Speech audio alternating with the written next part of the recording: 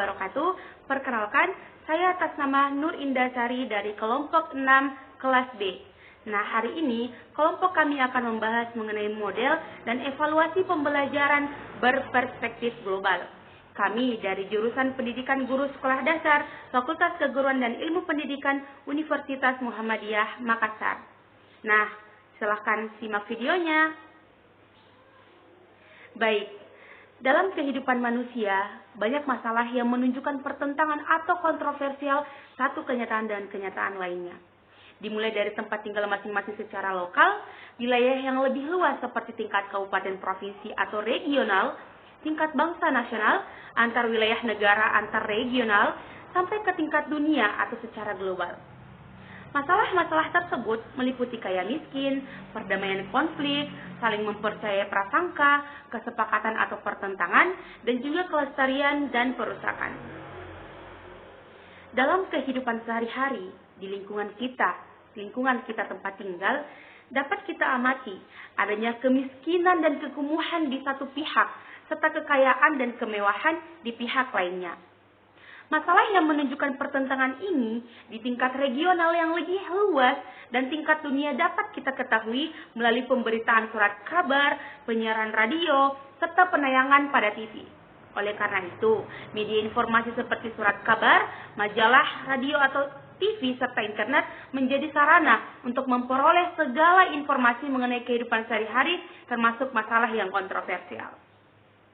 Melalui pengamatan di lingkungan tempat tinggal dan lingkungan yang lebih luas, dari berbagai media cetak maupun elektronik, kita dapat menyerap informasi di satu pihak, berbicara bahkan membahas masalah perdamaian. Namun, di pihak lain, pertentangan antar kelompok masyarakat, antar bangsa, antar pihak-pihak yang berbeda kepentingan ekonomi, sosial, dan politik terus saja berlangsung.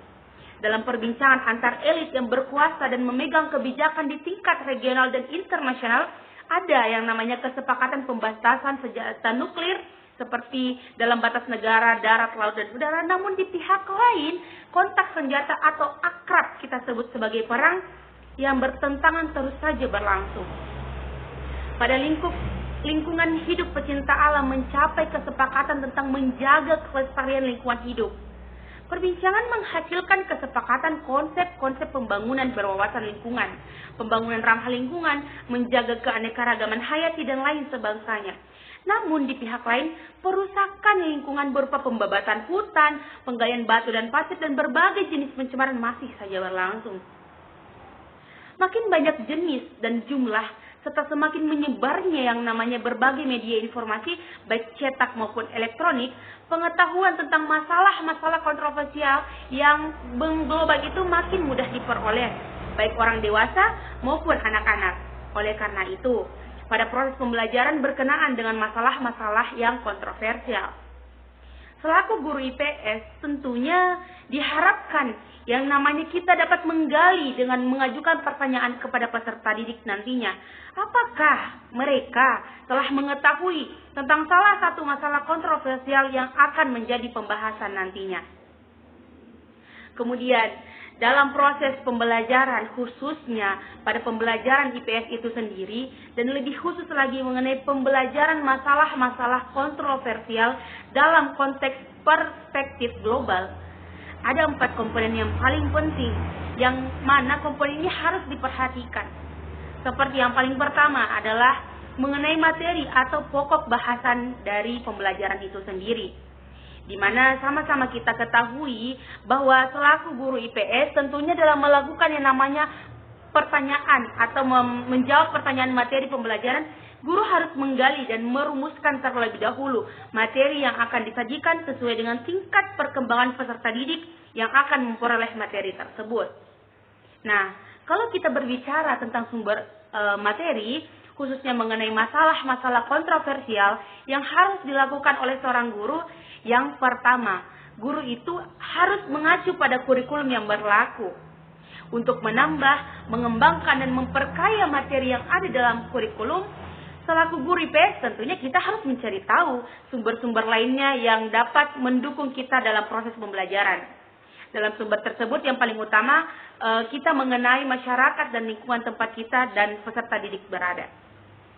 Sumber lain yang dapat dijangkau yang ada di sekitar kita seperti bahan bacaan, seperti buku berupa buku, surat kabar, tabloid, dan majalah. Nah, ada pula media elektronik yang juga menyiarkan berita baik secara nasional maupun secara dunia ataupun global. Itu adalah materi atau pokok pembahasan pertama komponennya. Selanjutnya akan dilanjutkan oleh rekan saya. Terima kasih. Baik, perkenalkan nama saya Nur Fadilah. Nah, kali ini saya akan melanjutkan materi yang telah dibahas oleh teman saya, yaitu model pembelajaran dan evaluasi pembelajaran perspektif global. Seperti yang telah dijelaskan oleh pemateri sebelumnya tadi, juga mengatakan bahwa dalam konteks perspektif global tersebut memiliki 4 komponen yang harus kita perhatikan dalam pembelajaran, khususnya itu terletak pada pembelajaran IPS SD. Nah, komponen kedua yaitu proses pembelajaran. Harus kita ketahui bahwa dalam proses pembelajaran yang akan ditempuh dan dilaksanakan itu tidak akan pernah terlepas dari yang namanya sifat materi yang akan kita bahas serta tujuan yang akan kita capai ke depannya. Nah, untuk inilah guru IPS sebaiknya bisa menyeleksi penerapan dan penggunaan model pembelajaran serta strategi dalam belajar. Nah, adapun komponen ketiga yaitu tujuan yang akan dicapai. Harus kita juga ketahui bahwa semua memiliki tujuan yang sama halnya dengan komponen dalam model pembelajaran. Hal ini sudah dijelaskan dalam buku Benjamin S. Bloom yang berjudul Taxonomy of Educational Objective, di mana Benjamin mengatakan bahwa ada 3 aspek perilaku yang menjadi tujuan pendidikan dan pengajaran, yaitu aspek kognitif, afektif, dan psikomotor. Nah, adapun komponen yang keempat yaitu teknik evaluasi, di mana dalam teknik evaluasi ini meliputi non-tes dan tes. Evaluasi non-tes ini meliputi penilaian kegiatan tugas dan penampilan, di mana kita ketahui bahwa penampilan ini yang akan menjadi pendorong kegairahan bagi siswa dalam mengembangkan dorongan rasa ingin tahu, minat, serta membuktikan kenyataan dalam menemukan sendiri hal-hal yang berkaitan dengan apa yang mereka pelajari.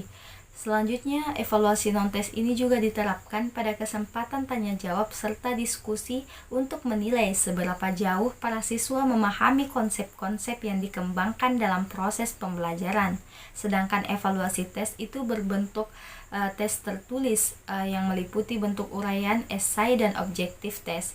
Evaluasi tes ini untuk mengukur seberapa jauh penguasaan siswa terhadap pokok bahasan yang diproses dan disajikan. Nah, penilaian juga harus dilakukan secara berkesinambungan dan menyeluruh sehingga menghasilkan tingkat evaluasi yang komprehensif. Nah, komponen kelima yaitu konsep. Membahas terkait konsep pada bidang studi IPS adalah suatu kata atau ungkapan yang berasosiasi dengan suatu sifat yang menonjol dan melekat. Konsep ini memiliki 2 pengertian, baik pengertian denotatif maupun pengertian konotatif. Secara sederhana, pengertian denotatifnya itu adalah berdasarkan definisi kamus, sementara yang konotatif itu pengertian yang lebih tinggi di mana harus dilatihkan kepada para siswa untuk memahaminya.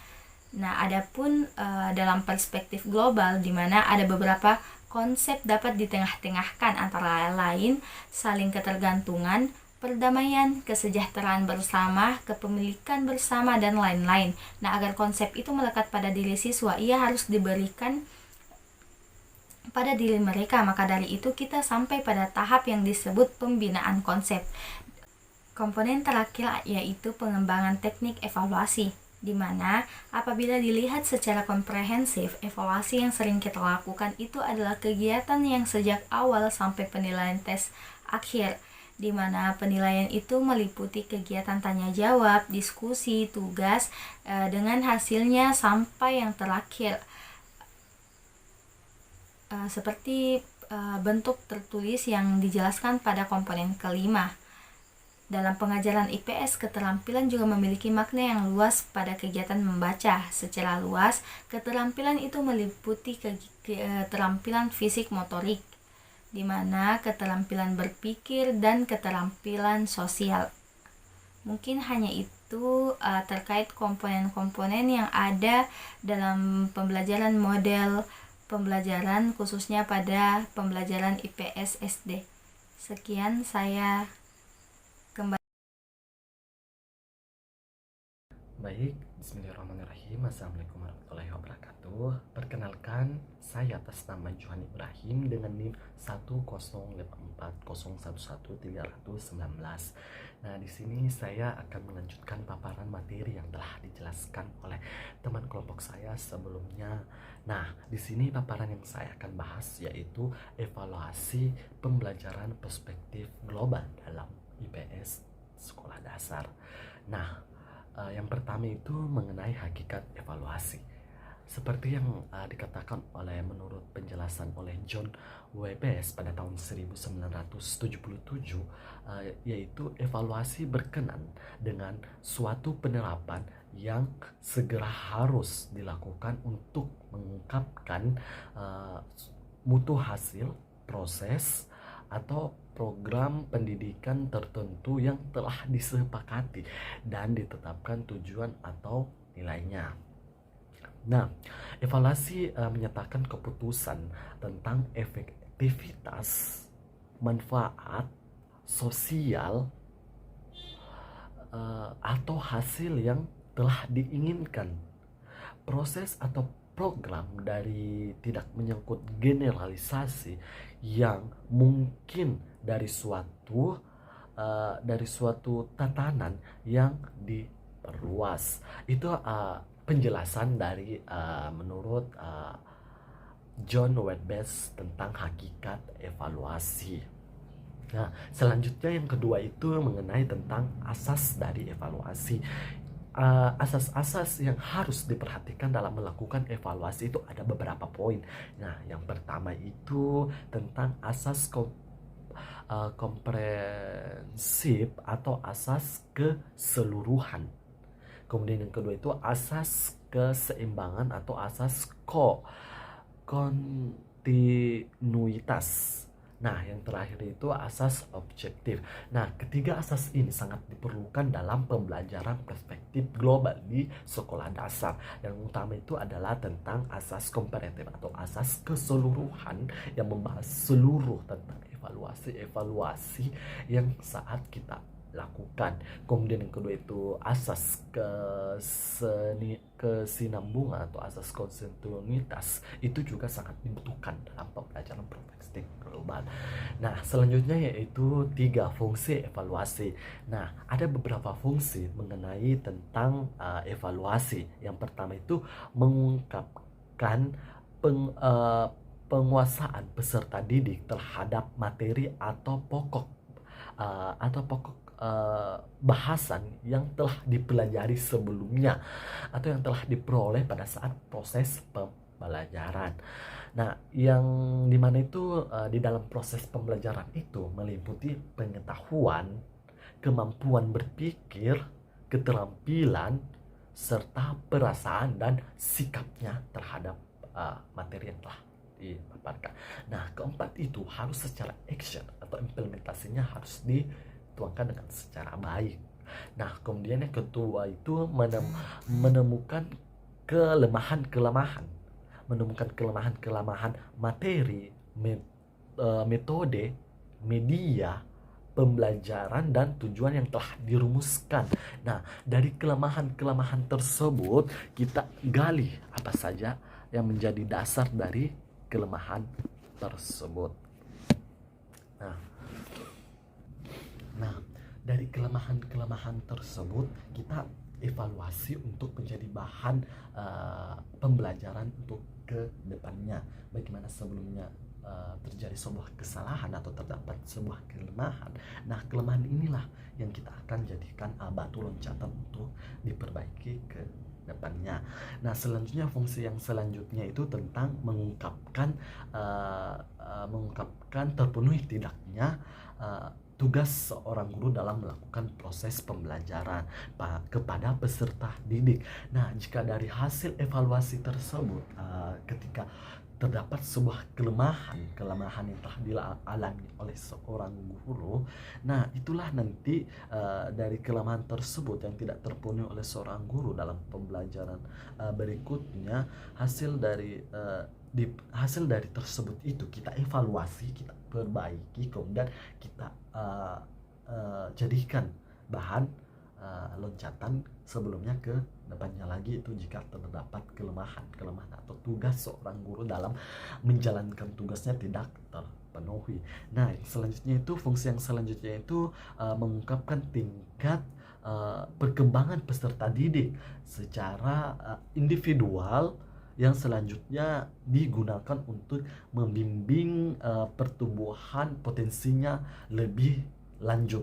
Nah, di mana setiap siswa itu pasti memiliki kelebihan, jadi di mana kita mengungkapkan setiap individual bagaimana kemampuan mereka, apa yang telah dia miliki, bakat dan minat yang mereka punya apa, sehingga itu nanti kita jelaskan, kita ramu, kita latih dengan sebaik mungkin untuk ke proses yang ke tingkat selanjutnya. Nah, selanjutnya yang ke materi selanjutnya adalah tujuan evaluasi. Nah, ada beberapa tujuan evaluasi yang saya akan bahas. Yang pertama itu membuat laporan prestasi peserta didik berkenaan dengan hasil pembelajaran yang harus diketahui oleh orang masing-masing. Itu adalah tujuan evaluasi yang pertama. Kemudian yang kedua itu menetapkan umpan balik hasil evaluasi pembelajaran terhadap keberhasilan dan ketidakkeberhasilan kerja dan kinerja guru dalam melaksanakan pembelajaran. Nah, yang ketiga itu menemukan faktor-faktor pendorong dan penghambat keterberhasilan pembelajaran baik yang dilakukan oleh guru dalam atau maupun oleh para peserta didik. Itu adalah tujuan yang evaluasi yang ketiga. Nah, kemudian yang keempat itu menyusun program bimbingan individual yang bagi para peserta didik dalam mencapai keberhasilan pembelajaran. Nah, di situ kita akan menyusun program bimbingan secara individual bagaimana peserta didik dalam mencapai keberhasilan pembelajaran, apakah benar tercapai atau tidak. Selanjutnya itu yang terakhir mengingatkan rangsangan kegiatan pembelajaran kepada para peserta didik. Jadi setelah kita membahas materi yang telah sebelumnya kita bahas itu, jadi kita kembali merangsang terhadap siswa apa yang telah sebelumnya kita jelaskan agar anak-anak melupakan apa yang telah materi yang telah dipaparkan. Jadi itulah yang dapat saya kembalikan, saya serahkan kepada pemateri selanjutnya. Saya akan melanjutkan pemaparan materi teman sebelumnya. Perkenalkan, nama saya Arni Wardani. Merancang model pembelajaran IPS pada konteks perspektif global di tingkat SD tidak dapat dilepaskan dari hakikat peserta didik dengan potensi dasar mentalnya, tingkat perkembangan kemampuan sesuai dengan umur mereka, dan asas-asas pembelajaran sesuai dengan tingkat kemampuan tadi. Pembelajaran IPS, khususnya dengan konteks perspektif global, sumber dan media pembelajaran utama adalah kehidupan masyarakat yang nyata sejalan dengan perkembangan iptek multimedia, hasil kemajuan teknologi yang meliputi media cetak, surat kabar, tabloid, majalah, dan media elektronik, radio, TV, video, internet juga menjadi sumber serta media pembelajaran makin bermakna. Dalam pembelajaran IPS pada konteks perspektif global, bukan hanya memanfaatkan sumber yang majemuk dan menggunakan multimedia, melainkan juga menerapkan multimetode, ceramah, tanya jawab, diskusi, tugas, karya wisata, serta multi-strategi, pembinaan konsep, pengembangan nilai dan sikap, pengembangan keterampilan, inquiry, dan berpikir kritis, tata cara bertanya yang efektif sesuai dengan sifat perspektif global tersebut. Sesuai dengan hakikat perspektif global, pendekatan dan evaluasi hasil pembelajaran dilakukan secara bertahap serta berkesinambungan, dimulai dari awal pembelajaran, selama pembelajaran, dan pada akhir pembelajaran. Pendekatan yang diterapkan mulai dari tingkat lokal dan regional sampai ke tingkat global. Sedangkan evaluasinya mulai dari evaluasi dalam tanya jawab dan diskusi sampai pada pelaksanaan tugas dengan hasilnya, sampai pada tes formatif serta sumatif. Sesuai dengan hakikat perspektif global, guru IPS dituntut memiliki wawasan yang luas tentang berbagai isu dan masalah global yang terjadi dalam kehidupan.